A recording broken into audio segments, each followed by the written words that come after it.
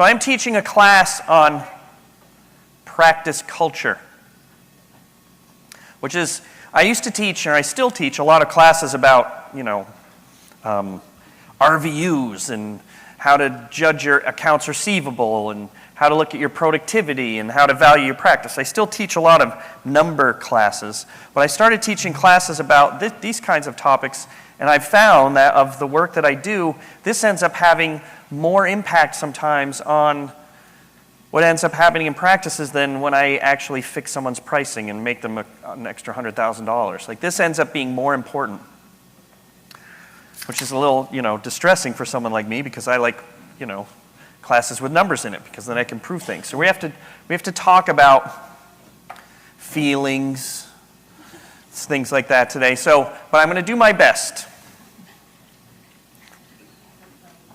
I will say we did just have an excellent example of the power of culture just a few minutes ago. Maybe I'll blend it into what I'm going to talk about. I guess I have to, the session goals are in here, but we're going to recognize the importance of practice culture. We're going to differentiate between a practice's stated culture and actual culture, and we're going to even look at some AAP content that will help you guide some of this discussion. So, does anyone know who Peter Drucker is? Anyone ever heard of Peter Drucker? Okay, yeah, I knew you would, all right. So, Peter Drucker is, I don't know what to label him, the grandfather of organizational management. He's authored, or his name is on probably 30 books. He sold millions or billions of copies. We're talking about someone who has huge seminars with hundreds of disciples, and his entire business. This guy was like the Tony Robbins before Tony Robbins, but Tony Robbins is really kind of a different thing. This is someone who talks about business organization, and specifically, he talks about strategy, business strategy, how to run your business, how to focus on the things in your business that will make you more successful. And this quote has been attributed to him. I looked everywhere for a true citation of this quote so I could really be honest about it, and I couldn't find it. Just a lot of people who said, yes, he did, we think he said this.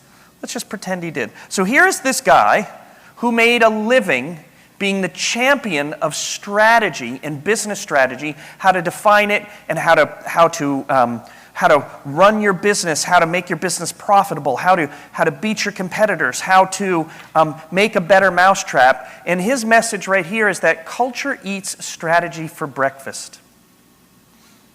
And I believe it. One of the things that I do for a living, and everyone here is capable of doing this, but for a living, I have to visit you. I've been in hundreds of pediatric practices. And it's incredibly rare that I walk into a pediatric practice and say, ooh, I can feel their strategy. I like what they're doing in this town. Look at the way their message is. Like, I know what their business strategy is. I don't say, wow, their business strategy is really missing. You can't see that.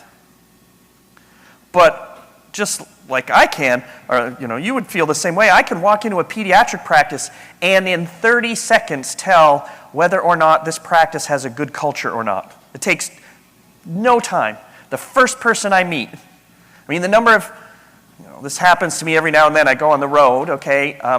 Most of our clients know me pretty well, all right? Some of them have known me for years, but the front office staff don't always. And when I walk into an office and I go up to the front desk and they look at me and they shut the window and they go back down, I'm like, okay, I know what kind of practice culture we have here. I know when I go into the practice and I sit in the waiting room and there's gum under the seats, or there's a little upholstery tack because this happened once to me, tore my pants in an exam room. All right? Or if I just hear the staff or the doctors talk poorly about the people in the practice. We get feedback about culture right away, and strategy, not so much. And so that's what I'm going to talk about. Now, I am going to use a bee analogy a little bit, because bees are amazing at culture. Has anyone here ever raised bees before? Anyone know anything? All right. Do you still have a hive this year? All right. Bees are crazy. So first of all, I think this is true. Every bee in that picture, female. All right, beehives are like 95% female. They do all the work, which is why they survive, frankly. All right. Now bees, the size of a bee's brain, okay, see this red dot? That's the size of that bee's brain inside that bee. Teeny, teeny, tiny. Yet, all the queen bee has to do is release a microscopic amount of a pheromone, and the entire behavior of the beehive changes. And they all know what to do, instantly know what to do. They don't have to get an employee manual describing to them what kind of behavior is appropriate. Okay? They don't have to have state or federal legislation describing to them what's illegal or legal. They just know when the queen says, you know what, the hive just got too wet. It rained in the tree and some water came in, or a bear came in, or so. She just goes, this teeny tiny microscopic thing, and the whole hive leaves. All right, within this hive, the bees only live a couple weeks. When you see a bee flying around, that bee's sort of towards the end of her cycle because she's been inside with various duties. Some of them are cleaning cells. Some of them are dealing with the larvae. Some of them are taking dead and things out, or dust and dirt. Some of them are defending. And then after a certain period of time, they fly out and they look at each other and they know, okay, 30 yards in that direction, there's some plants, go get some nectar, and they come back. They know all of this without talking and with a brain that's this big. And I know that all of you in here sometimes feel like you work with a person whose brain is this big. So how do we create an environment where the people you work with know what to do without having to tell them? And you can't do that with strategy. You can only do that through culture. Now, when we talk about culture, I throw the slide up here really quickly. I think it's important in pediatrics because when I say to you, that's a pediatrician on the right, what we don't know is that person putting the money in the pocket or taking it out. We don't know. And that's because, unlike most other specialties and a lot of other professions, pediatricians are not really motivated by money. Now, they'll all cash a check. They'll all gladly accept. If I called any one of the doctors in this room up and say, hey, PCC is free this year, you'd all say thank you, all right? I'm not saying you're ignorant of money. It's just that this isn't what drives your purpose. So I want you to think about that for a second. So you have this concept. I mean, so many of the classes we teach, all the other classes we teach are so strategy focused. How to do a patient recall, how to do your charting, how to do your coding, how to do this. We're telling you how to do all these things. Are these very technical and tactical things.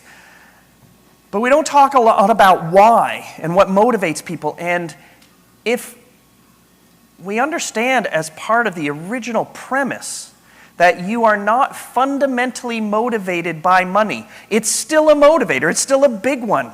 We all have, kids in college and mortgages and cars and everything like that.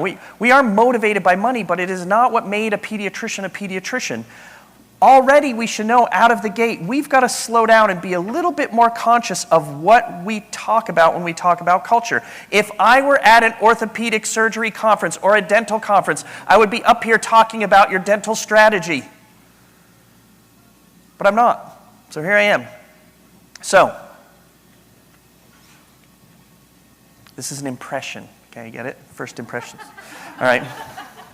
I realized I wasn't explaining what this was about, and then one day I was like, oh, if I mention it, it might help. So here's first lesson number one. This is a key element, and this is something that I've learned working with a lot of pediatric practices. The most important thing you can do, if I were to drive you to one lesson from this entire class, this is it. Learn to distinguish between what your stated culture is, which I'll describe in a minute, and what your real culture is. Problems occur in your practices when there's a difference between who you say you are and who you show you are. And I'm really directing this comment specifically at the doctors. It is very, very difficult to have meaningful culture in your practice if you demand of your staff things that you do not demand of yourself. I demand that you are here at 8 o'clock, but I waltz in at 8:15 for my first 8 o'clock patient. That's an example of that kind of problem. So if you say, look, it is on our website. If you say, if your website is really clean and clear, and we provide the most up-to-date medicine, and we're all these things, and then you come into your office, and your office has shag carpet and wood panels from the 70s, and the chairs are from the 70s, there's a disconnect. Let me use another example. Maybe your practice does not accommodate non-vaccinators. So why not tell them before they make an appointment in your office? The best time for someone to decide not to come to your practice is not after they've wasted an hour of your time. So why not out loud say, our culture is that we value science over magic, even though there's a little bit of magic there at the bottom with the glitter ball, right? We value science over magic, so if you want to do magic, go somewhere else. So the difference, the first thing, the biggest lesson I want to impart on you is, please, slow down and take a look at your practice and look at all the messages that you give your staff and your customers, and look for the places where what you say and what you promise don't align with what you deliver. So I got to cheat and look at my next slide. Okay. All right, does that make sense so far?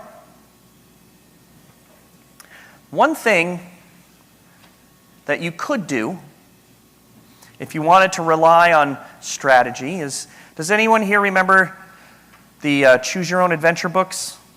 Okay, I can tell who was born in the 60s and 70s, okay. Do you know those were written here in Vermont? Yeah, it's a couple in rural Vermont. So I remember the Choose Your Own Adventure books. I remember when they came out, they were super cool. You understand how they work. You read it, you're in the woods. Do you take the scary path to the left, go to page 57? Do you take the scary path to the right, go to page 58? And you would read through, and then you'd have to keep your fingers in the book because you needed to go back when you died, all right? And you did the thing. This is before video games for some of you, all right? This is what we had. We didn't have cell phones. We actually had to read a book.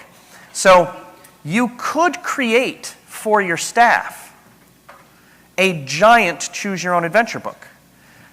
You're my front desk person. I don't know if you are, but you're my front desk person. And when a mom comes in, you look her in the eye and say, what are you here for today? And if she says, we'll visit, you turn to page 25. If she says, I don't know, you turn to page 100.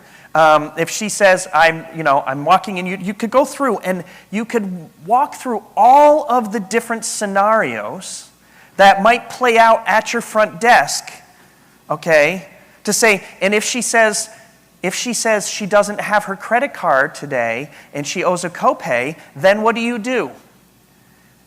Turn to page 71. Oh, I say, you're not having an appointment today, okay? Or you say, well, it's okay this time.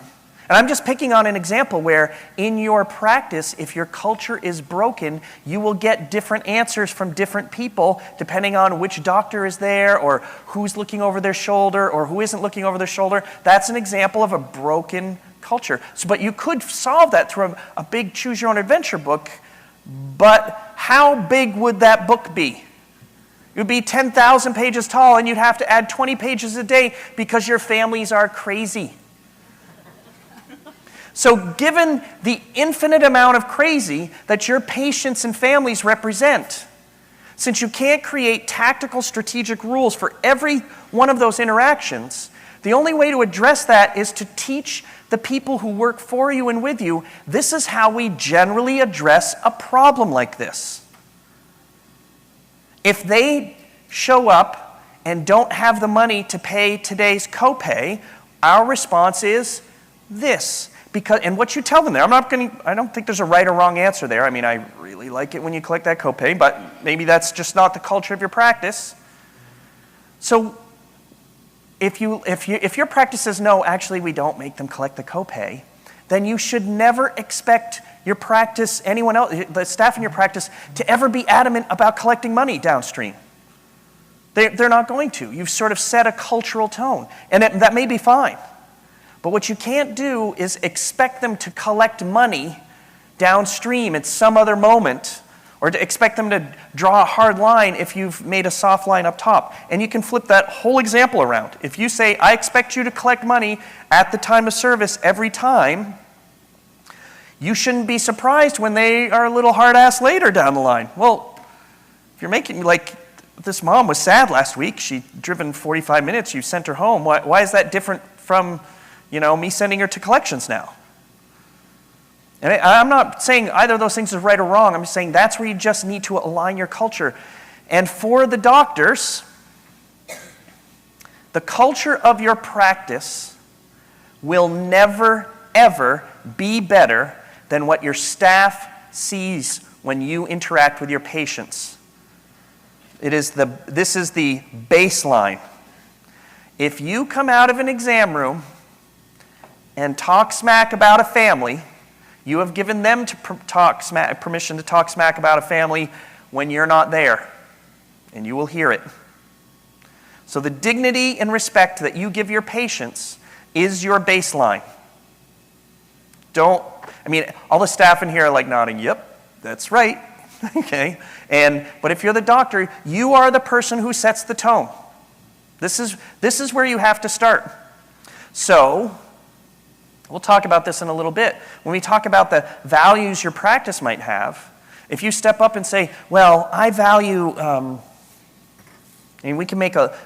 might actually have us brainstorm in a little bit, but when we come up with what are a list of important values for a practice? Well, obviously, quality of care, but you start digging into it, and you might say something like, we value adolescent privacy. There's nothing wrong with that. That's a great thing to value. So if you actually say to your families and your staff, I value adolescent privacy, but as the physician, you then show your staff that you don't always value adolescent privacy, that creates a massive culture problem. Right? So the best you will ever be is the person you are with your patients. It also means if you are particularly good with your patients, and I mean, frankly, you're pediatricians, you're good with the patients. Like it's very rare that one of you isn't. But if you're really good with your patients, that's where you should be bringing your staff. That's where your staff should be there, right there with you, treating the patients with the same level of dignity and respect, and that actually makes the entire process easier. All right, now I'm not trying to oversimplify the dynamic that happens in a practice sometimes. Sometimes it is important to have a good cop and a bad cop, okay? Broadly speaking, just as an aside, I would tell you that it's almost always better to have the physician be the bad cop. A lot of pediatricians prefer their office managers to do it, and I think that actually culturally weakens the practice a little bit. But, I'm sorry? Sure. A classic example. Thank you for asking. Family walks in, goes to check in. The front desk person says, sorry, you're just my front desk person. Front desk person says, you owe, or you notice, like, oh my God, they owe $450. So let's bring them to the exam room, and the office manager or the billing manager will come down there and talk to them. Now, I'm not saying that's wrong, and that does work in some practices. And in fact, the most important thing is, as long as you say, that's our culture. If your culture is, oh, we expect payment at the time of service, but as the doctor, you're like, not my job. I'll let my bitchy office manager do it. Okay, then that's a broken culture. The doctor should waltz down there and say, hey, it's not my my billing manager's job to do this. We've sent you 4 statements and you haven't paid us. Is there something we need to know? I mean, because of course pediatricians are not out there to zap the families, all right? But I mean, so that's an example. That's a place where it happens. I work for practices. There are people in this room who have office managers they're afraid of. All right? And I work in plenty of practices where the staff is afraid of the doctor or a doctor. And just, you know what? I don't think I have a slide about this. So let's be clear about something, especially for those of you who are in a group practice or, with a bunch of partners. The biggest leak of practice culture is among the partners. So if you have good cop, bad cop, or it's not even good cop, but if you have good culture, bad culture, your culture is going to be the lowest common denominator as a rule. I have a whole other class about working with the right people and or the wrong people and what that means. All right, so let's get back to the beehive.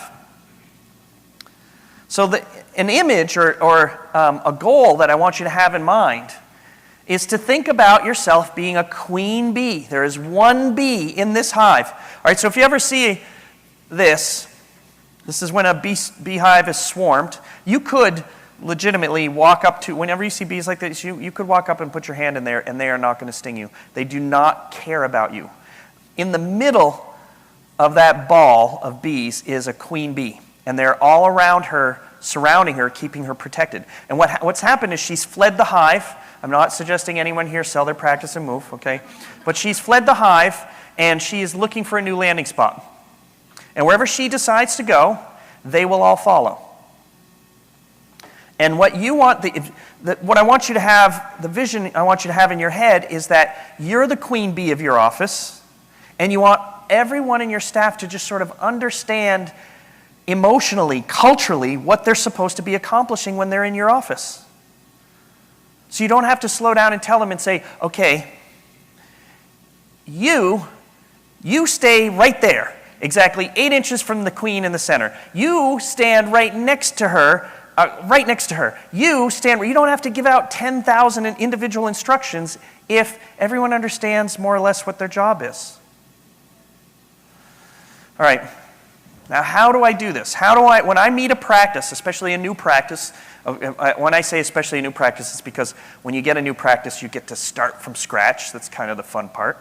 But what happens when I meet a practice that doesn't have a good culture? And we're going to go through a little bit of an exercise. I might ask people to raise some hands and give some examples. So I'm going to do that now. Does anyone here have a mission statement for their practice? Raise your hand. Okay. Nope. Okay. All right. Do you know what the mission statement of your practice is?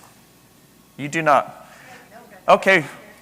No, do not look on your website right now. Okay. All right, can anyone recite their mission statement? Okay, right there, please. Meet, learn, grow. I like it. Okay, anyone else? Just 1 second, and we'll get to your question. Someone else? I saw a hand. Dr. Berman.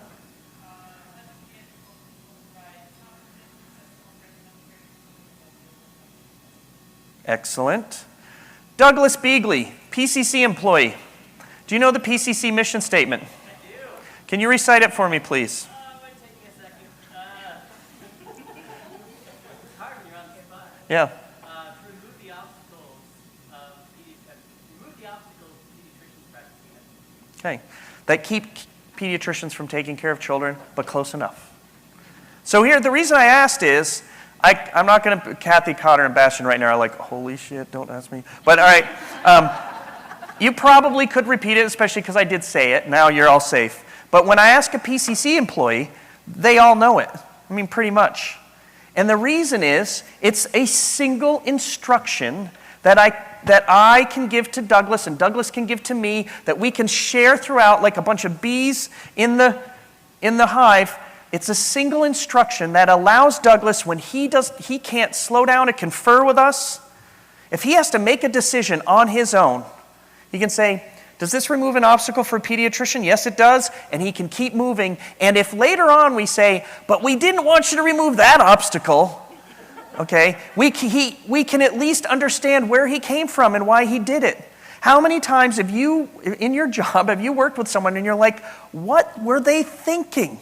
That is exactly the opposite of what someone working here should do. And when I run into that at PCC every single time, it's because someone has not fulfilled that mission statement. So a mission statement to me is incredibly important. I balked at thinking this way forever. I'm like, mission statements, show me the financial statement. That's what I want, all right? But the mission statement, I've changed my mind about this. And if to me, every practice I know where the staff and the doctors know their mission statement is so strong culturally, they spend less time arguing about dumb stuff and more time actually doing the thing that they said they're all on the same team to do. So I'm going to walk you, oh wait, I'm sorry, did you have a question? Okay, I answered it, just intrinsically perfect, thank you. All right, so the way that I walk people through the process of figuring this out, so some of you have a mission statement, some of you even know it. But if you do not, or even if you do, this exercise is completely, in my opinion, completely worth performing, even if you're locked in. And in fact, I'm going to encourage you to make this kind of a little annual trip that you go on with your staff to review your values, your vision, and your mission, because it gets everyone on the same page. It reminds everyone why we've been working. And this is really, really true, because over the last 2 years have been almost entirely tactical. You wake up in the morning and say, what fire am I going to put out today? Because we've been running around like crazy people. Well, you've had a little time, your heads can come up above the surface and look around right now, and that's the hardest thing in the world. PCC suffers from this too. We are always like going from one emergency to the next, the next, and the next. The people who win are the ones who slow down, and they swim against the current of everything that's happening in their practice to say, maybe I shouldn't be swimming in that direction. Maybe I should go that way. And so pause for a minute, and I will walk you through the way that I do this, but there are literally 10,000 books that will do this for you. You go look it up. If I'm boring you, hustle out, go get a drink. I won't be offended. Go buy one of those books, but 10 more minutes or so, 20 more minutes, I'll show you what I do. So the first thing is, and I don't know why, I don't want to say no one else does it this way, but to me it seems the most intuitive way to do it, but most people don't, is I work this in the reverse order. I start with the values. Okay? To me, everything cascades from there. Okay? So I come up with value statements, or it doesn't even have to be a value statement. It can just be a value. So let's back up before we talk about it with your practice. Think about this. For anyone here who's married, think about your spouse kindly for a moment and say, what values do we share? All right? You can probably start thinking of a couple words. So now let's transfer ourselves for a moment, and maybe your practice has values and value statements on your websites. I'm about to show you an example. But please, people, throw some values or value statements out for me. Give me some examples of something that a pediatric practice would value. What do you value? Please. Kindness. Absolutely. A pediatric practice without kindness is weird. All right? So that's a good one. All right, let's keep going. Trust, quality, integrity. Okay, keep going. Empathy. Fun. I like it. Keep going. Excellence. All right, now, consistency. All right, this is where I'm going with this. So, we've got a little bit of word salad up here right now, okay? What I want you to do when you start thinking about these values for your practice, first of all, if you say something like, this is a brainstorming exercise, so it's awesome. You want this to flow. If I sat down with your practice to do this, we would spend half an hour at least brainstorming all these things. And what you learn for a minute, you say, the first challenge you run into, or not challenge, first thing you want to get through is like, okay, what's the difference between, let's say, quality and excellence? Okay, you start realizing that some of these words are similar enough that maybe you only need to pick one. Okay, but then you start running. But let's say we dig into it and we say, all right, quality's still on our list. Doesn't every pediatric practice say they're high quality? All right, what I want you to do is look around in your town or look around at the practices you compete with, and not just the pediatric practices, but the other organizations, and say, okay, what are they saying? Sometimes you might have to say the same thing, but there are other times when you're like, if I just say I'm friendly, quality, and fun, that's every pediatric practice I've ever been to. So what I want you to do is push, and then so when I pause when we hit consistency, because I want to push a little bit farther and get to the second level of values. Another way to do this is to do the little 5 why exercise. Say, all right, okay, if quality is a value, I'm going to say, well, why is quality a value? Well, quality is a value because your other options are the Minute Clinic, and those are scary. Okay? Well, why are they scary? Because they don't practice good medicine. Well, why don't they practice good medicine? Because they're money focused. Why are they money focused? Because because they're dealing with stockholders. So maybe the word you want is independent and not quality. Maybe the word independent implies quality in the face of the other options that you have in that town. I literally just made that up. Maybe it's not a good example. Okay? But dig into each one of these values. So you merge and blend the ones that are repetitive, and then you dig down, and then the exercise that I tell people to do is boil your values down to 3. Now, you're not going to end there. I love it when a practice has 7 or 9 values, but I want you to understand the 3, okay, maybe 4 values that are the most deeply seated part. I want them to be the words that if they took them out of your practice, you would physically feel the pain of that value not being in your practice. I went to med school and have suffered and done all this work, or I work for this doctor who's crazy and I do all this work for her, but if you tell me I can't be fun, this isn't a place I want to work now. So if that's the case, then fun has to be part of your value.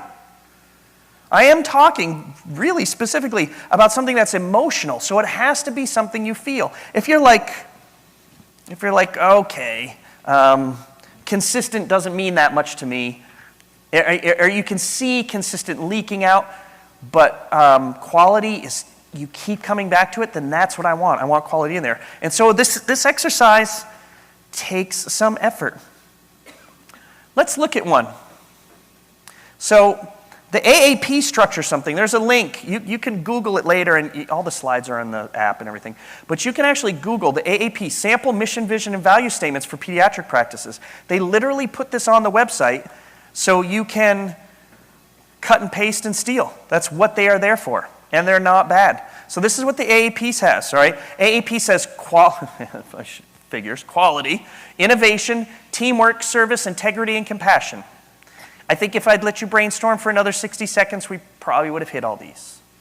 All right, so these are, I don't want a pediatric practice without compassion. I don't want a pediatric practice without integrity.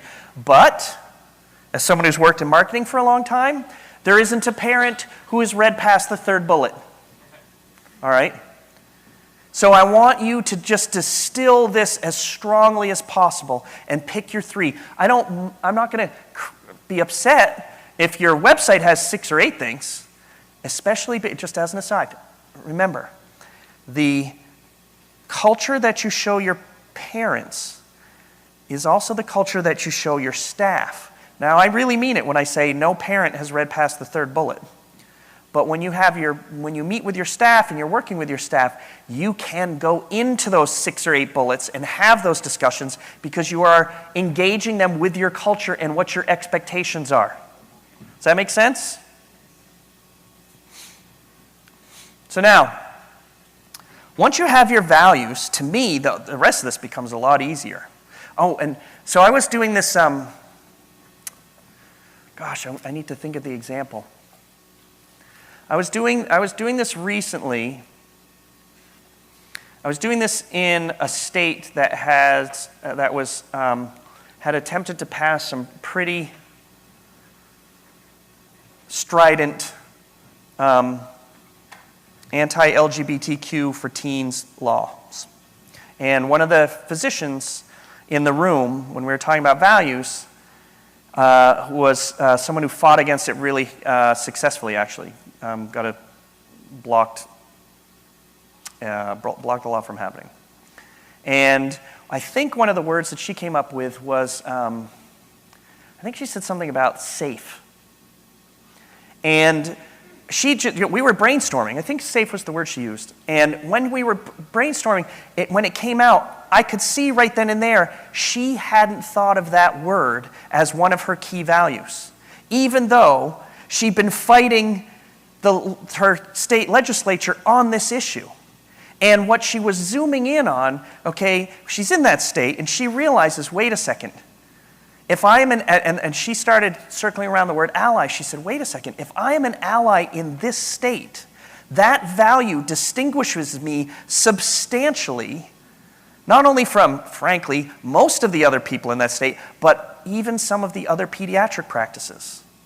And that suddenly that means she is attracting the type of patients she wants to attract, and she is not attracting the type of patients who don't value that. Do you have a question, or are you just stretching your hand? Oh, okay, sorry. No, that's okay. And so, to me, that was a perfect example of when you push on the values, and then it started to feed into her vision. So with a vision, do you recognize that? Someone in this room, this is someone's website. So I couldn't cut up their page. Look at the bottom, don't look at the top yet, okay? The Kids Plus Vision. I love this. A pediatric practice so supportive, caring, and connected that we feel like family. That is, to me, a flawless vision. Feel free to steal it. It's not like they can copyright. No, I'm just kidding. But you can start there. The way that makes you feel when you say that aloud, that is what their vision is. It doesn't say what their mission is. This tells you this is what we want to be. This is what we strive to be. This is who our target is. And imagine this. Okay, so what this says, and I know this practice, I know that they engage their staff on this. I know this. How often do you guys meet and talk about this stuff? A lot. Okay, I know what this practice did. And what this means is that, how many people do you guys employ? Okay, 100 people. So when you have a meeting and you say, hey, guess what? Every single day, you need to be supportive and caring and connected. That answers 100 questions a day that don't have to go all the way to the doctor. All right? They don't have to always turn to the doctor and say, what am I supposed to do about this? What am I supposed to do about that? After a little while, once they understand the positive aspect of the culture, they know what to do without asking you. And that's gigantic to me. That seems great. So with the vision, all right, let's talk about the vision. The vision is what you want to be. The vision is where you're going. The vision is, you know what, when people talk about us, I want them to say, they are so caring. They're so supportive. I love going there. I feel like it's a family. It's, in a way, it's what you want other people to say about you. Douglas right now is saying, what is PCC's vision? I don't know either. Okay, all right. But we did it at one point. So, the Kids Plus Vision, a pediatric practice so supportive and caring and connected we feel like family. After you have your values, we haven't even gotten to the mission statement, which is the thing that everyone talks about. But imagine this just right now. Imagine you've actually gone through this exercise, and for your practice, every single person who works for you says, I know what our 5 primary values are, and I know what our vision is. Can you not see that already your practice is going to be just this much better? That just people will start to understand what your intent is. All right, but let's steal the one from the AP. I'll come back when we get to the mission statement. I think I need to blur out your mission statement or ask you guys to reverse it for me. Just put the vision up at the top. All right. Here are vision statements that you can straight up steal from the AAP. I'll read the short one. To be the healthcare provider of choice for physicians and patients, delivering the healthcare we expect for our own families. They need a little grammar, please. All right. There's nothing wrong with that. That's great. And personally, I would call that a good starting point. All right. Some of the other ones, we strive to work with the community to improve the lives of our patients and their families. We provide clinical expertise to parents as well as other health professionals. We will work professionally with our referring doctors to help them and look for them for their clinical expertise. Okay, I don't like that one. But that one, at least, if you adopted it, would be telling every one of your staff, this is what we do. And this is what we strive to be. Now, let's talk about mission statements. Let me back up for a second. No, we'll do an exercise after. So let's talk about mission statements. Here, I stole this one from Katrina Skinner. Fairhope Pediatrics, providing personalized whole child pediatric care in a warm, welcoming environment. So that to me, now keep in mind, this is different from the vision. The vision is what you strive to be, what you want other people to say about you. The mission is, this is what we do. This is literally what we do. So what she can do at any time, and any staff person can do, is say, as long as I behave in a personalized, whole child, pediatric, warm, and welcoming manner, each one of those adjectives is really important. As long as I am personalized and warm and welcoming, I am serving this practice. I'm doing what I'm supposed to be doing. Do you see how much better that is than just like, hey, you forgot to punch the clock and you on the way in or on the way out. This is not just a job. All right? This is that we're providing a personalized whole child pediatric warm welcoming environment. It's a simple one. And I mean, knowing Katrina Skinner, she chose each and every one of these words very, very carefully. And that part of the exercise is important. Now, you see what I have after this. Here's another one. I don't remember where I stole this one from. Our goal is to provide the highest quality health care to the children and families we serve. You can read this as well as I can because I just want to see. Yeah, okay. I just want to see something. Let's go back to Kids Plus. The Kids Plus mission, to meet the individual needs of every child and family. We heard this earlier. To learn what makes each child special and what every family values, and to grow along with our patients and families. I mean, that is killer. And if you can, PCC used to do this.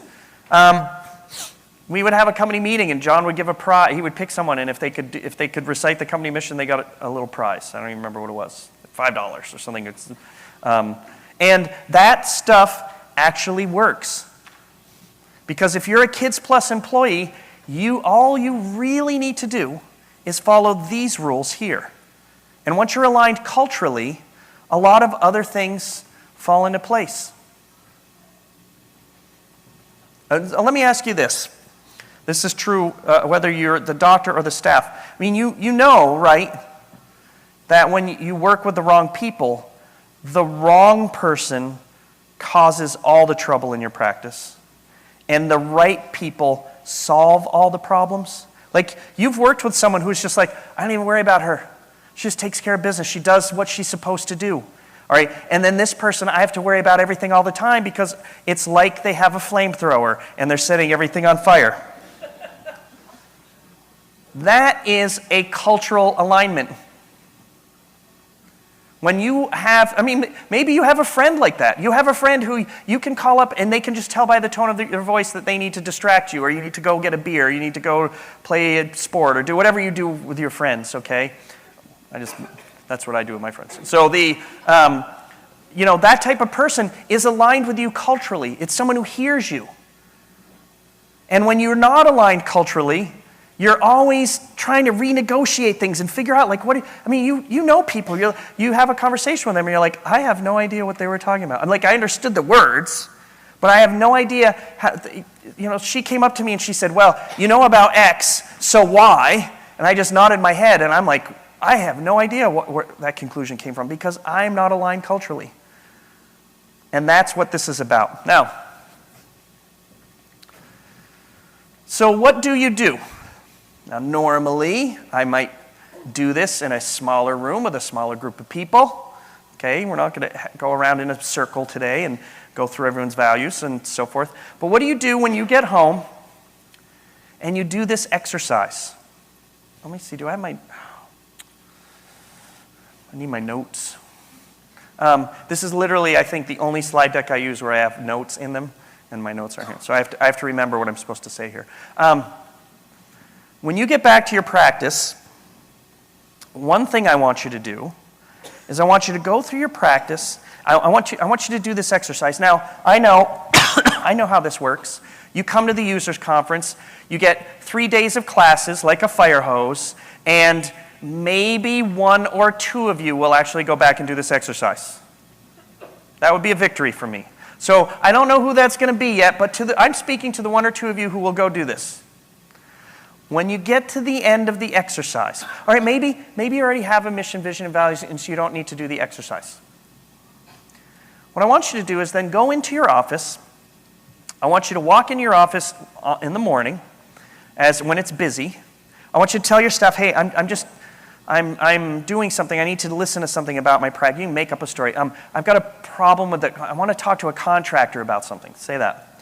I want you to go into your waiting room, and I realize waiting rooms aren't a thing so much anymore, but just go into your waiting room and sit down in one of the chairs and spend 5 minutes listening to your practice.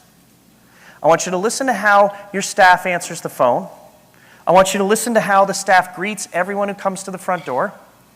I want you to sit in every single chair in your waiting room for a minute, and I want you to feel, I really meant it about the gum and everything like that. I want you to sit in each one of those chairs. I want you to look. And I want you to look down that hall, and you're like, oh my God, there's a yard sale in that doctor's office. So I need to clean that up. Because if you say that your office is, for example, where our practice is professional, that's one of your values, and you have a mess in a doctor's office, you already broke the chain. All right? So I want you to sit in the chair, every single chair, and I want you to look, and the other thing I want you to look at is, I want you to look at every single sign that you have in your practice. Because you have signs in your exam rooms, you have signs in your bathrooms, you have signs at your front desk, you have signs on your laptops, you have signs everywhere. And some of those signs have been Xeroxed 14 times and moved 1 degree to the right every single time, so they're faded and crooked. Or they're talking about, get your HPV4 now. Like, how many of you have outdated signs? Or how many of you have signs that yell at people? All right? How many of you have signs with 4 different fonts? And they have quotes around something that doesn't need quotes. Pay your copay. All right? It's like, why are you giving air quotes around this thing that I'm actually telling you to do? You need to sit and look at, to be clear, because if you are saying as one of your values is that one of your values is to have any kind of competence or any kind of quality, and you have signs that say high school was a challenge, then you are not matching your culture. All right? And so I want you to sit and look in your office for anything that might actually contradict the person you say you are online and when you answer the phone. And you will be surprised. I guarantee you'll be like, oh, I never thought about that. That thing sticks out now. We are giving these messages to people that contradict. It says who we are.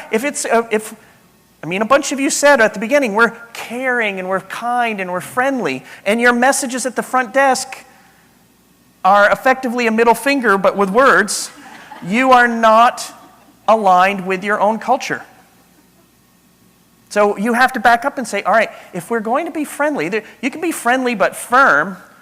10 minutes remaining. Okay, thank you. you can be firm and you can be friendly, but you must pay your copay with 14 exclamation points, which I've seen in a practice plenty of times. That's the broken part. So, part one, go through your practice and sit anywhere a patient might hear, smell, see, I don't want to say taste, whatever the other sensations are, the experience in your office, and make sure they align with what you are expecting. Okay? That's number one. Number two, and this is the harder one, you need to go down the list of everyone you work with and ask the same question. Does this person align with me culturally? And I'm not only talking to the physicians about their staff, I'm talking to the physicians about their partners. I've worked with too many of your practices where I start talking to them and they want to do an evaluation or they want to do a buy-in or they're having trouble in their practice, and I talk to them and I'm like, why are these two people in a practice together? It is not at all dissimilar from seeing a married couple you know, and you're like, what do they see in each other because they hate each other? And they could go the next 20 years unhappy, or they could fix it. And as bad as a practice divorce is, okay, the child custody part's really easy. You get the names on the charts, okay? That's how it gets split up. If you are not aligned, I worked with a practice.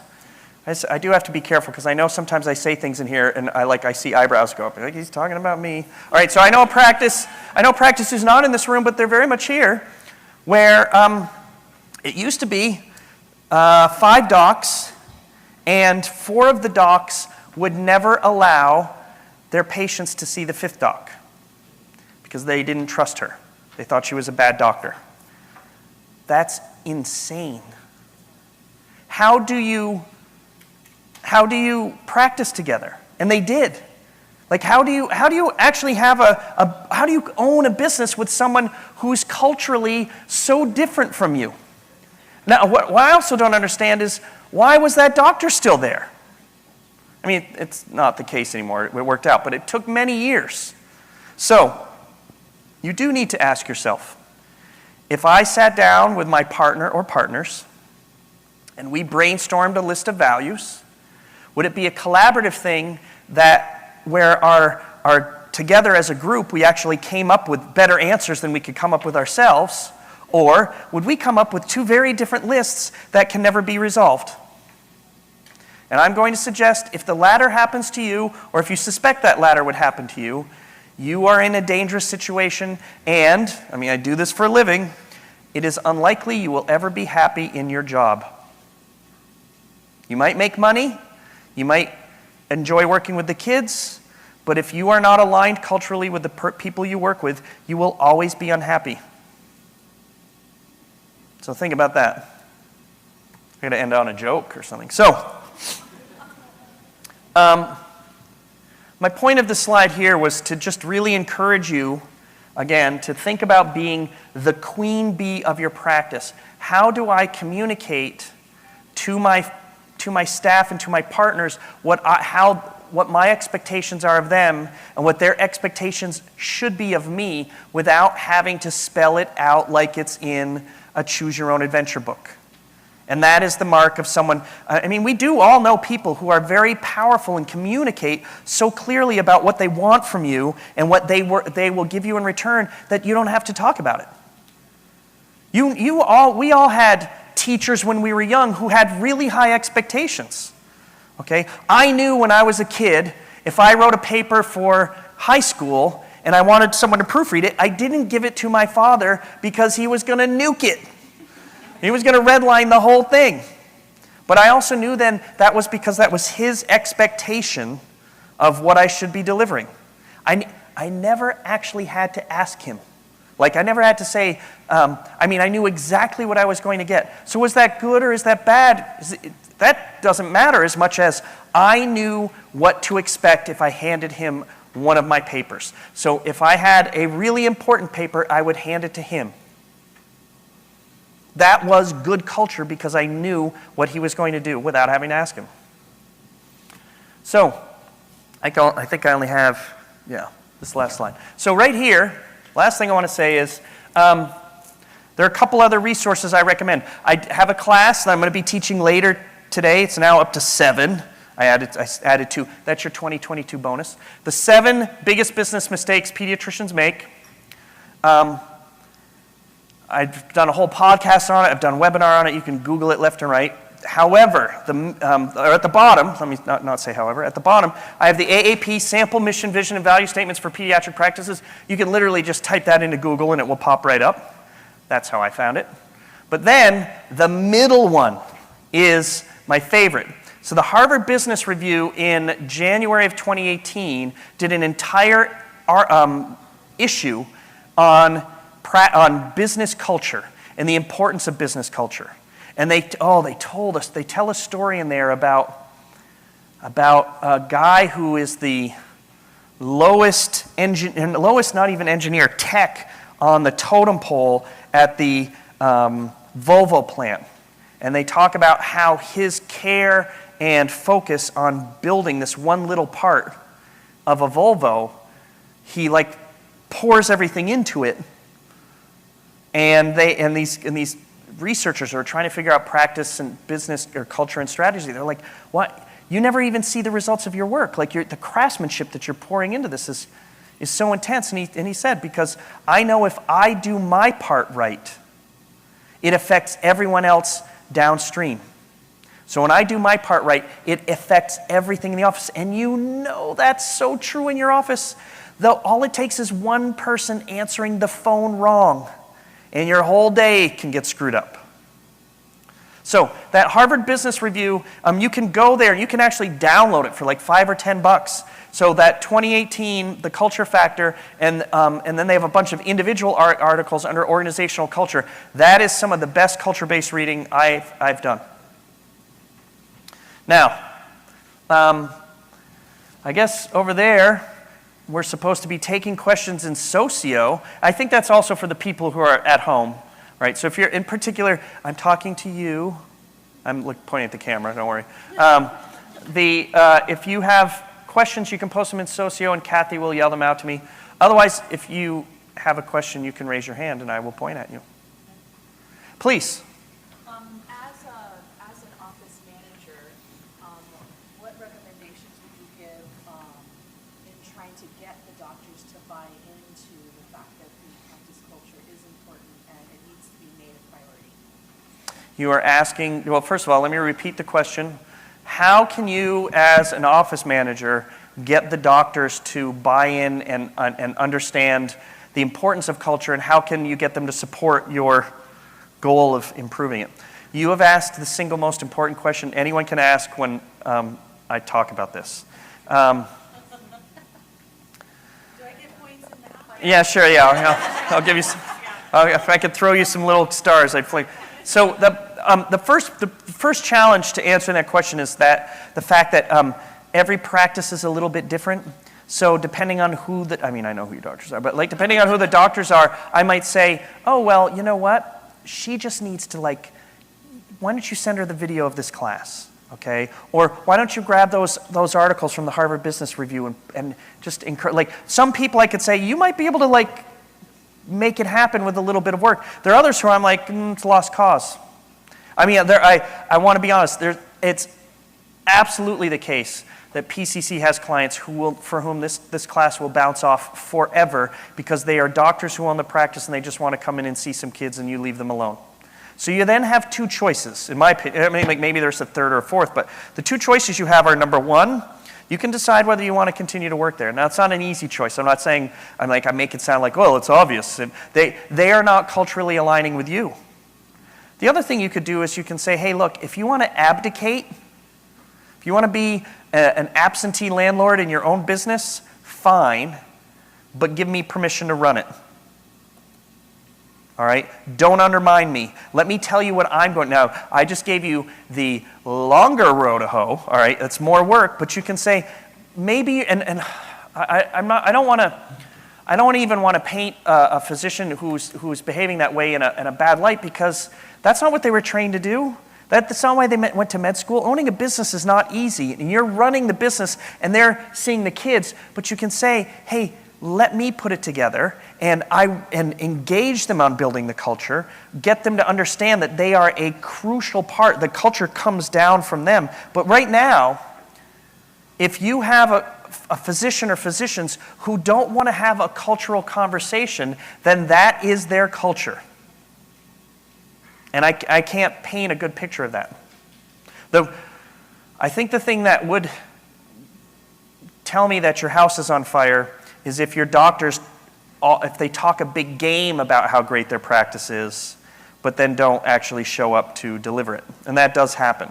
But if that's just not what they want to focus on, if there isn't a big gap between their lack of culture and what they're saying it is, that's not as bad as if that gap's like this. Does that make sense? All right. Anyone else have a question?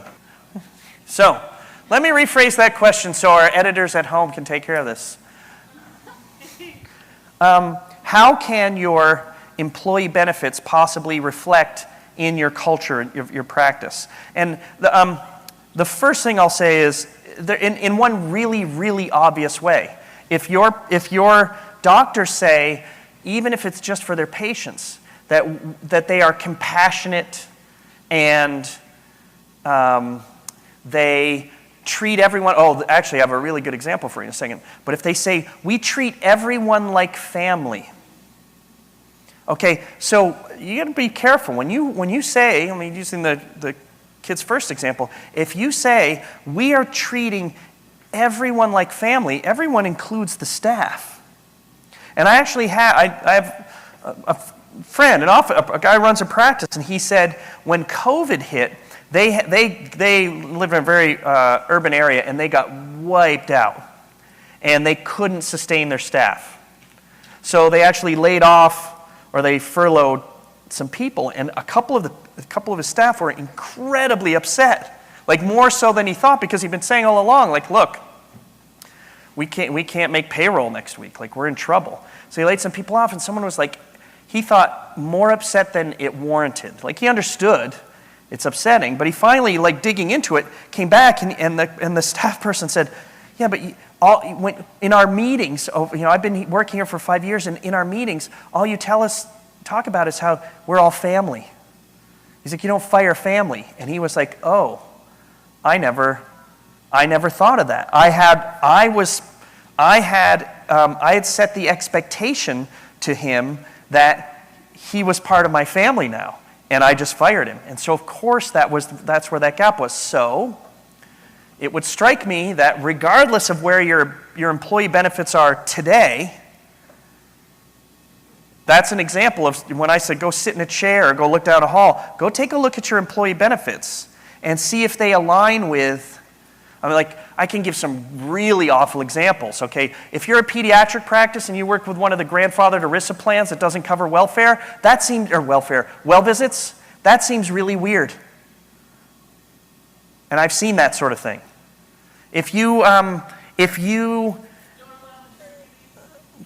That was right on SOPM this week. And those questions to me were a little on edge, all right? If you are a female pediatrician and you are so upset that your new doctor wants 6 weeks of maternity leave, or whatever. So it's maternity leave, or very simply, how do you culturally engage your staff on issues like sick visits for their own children when you are in the business of providing sick visits for people during the workday? If you can't let your staff out, or you can't be sensitive or empathetic or flexible to allow your staff to go take care of their own business in the business that you're in, that creates a disconnect. And I want to be clear, I'm not saying you must be flexible. I'm saying you must be as flexible as you say you are. That's all. So that is another place where you can very much align or be misaligned with what your stated culture is. All right, I got to stop or they're going to get mad at me. I'm about to get in trouble.